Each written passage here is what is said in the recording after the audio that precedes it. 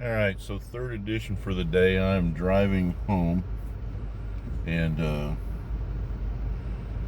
see what rush hour is like. It is definitely picking up.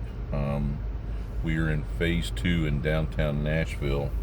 We're actually in the second week of it, so traffic is starting to pick up. Starting to see more businesses. Mount Juliet, which is in Wilson County, has been pretty wide open. So talking about all the things that have been going on so far in 2020, and how that has affected my training, uh, back injury. I was just doing side work, working on a bathtub, just the plumbing, and I must have been. Now I will say that earlier in the week, I had been squatting and felt some tightness, but I mean that happens from time to time and generally is no big deal. And again, I was bent over a tub taking a drain out and felt my back tighten up, and it just progressively got worse.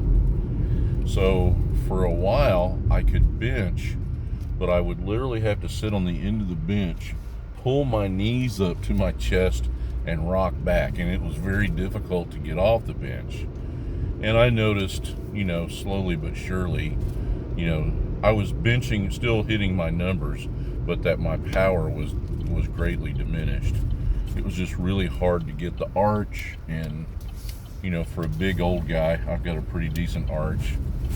And with all the anxiety, with all the issues, working in different places, I started eating significantly less, and lost.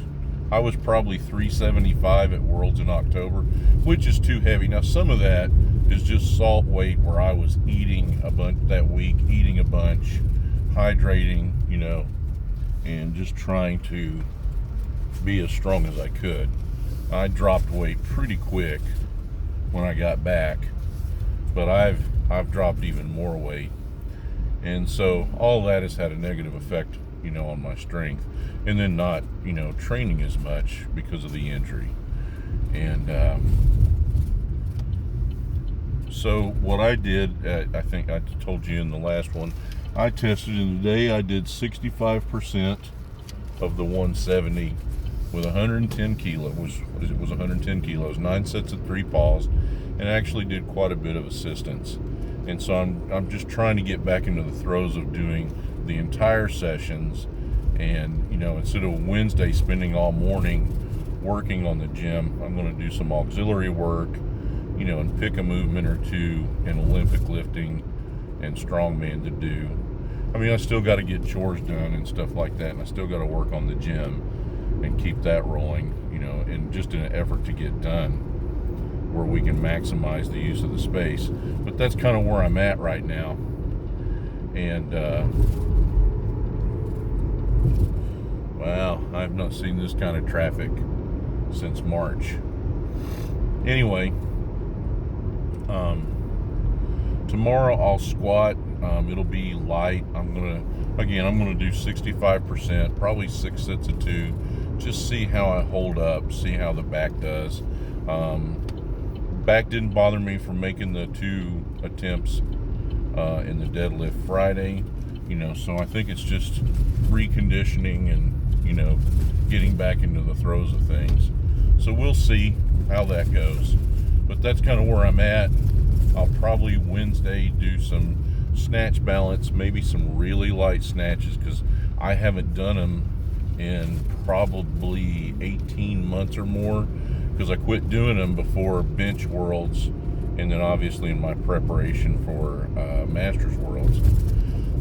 So we'll kind of see what happens and go from there. But I'm going to set a goal now to get back to 182.5 by the end of this training cycle.